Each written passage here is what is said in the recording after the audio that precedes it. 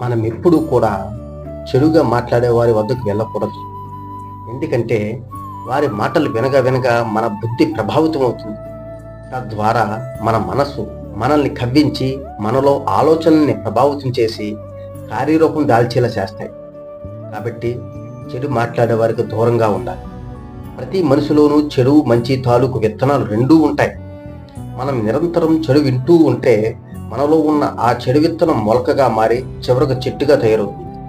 మనను మన ఆలోచనను పూర్తిగా మార్చి చివరకు మనల్ని చెడు మనిషిగా మార్చి సమాజానికి చూపుతుంది.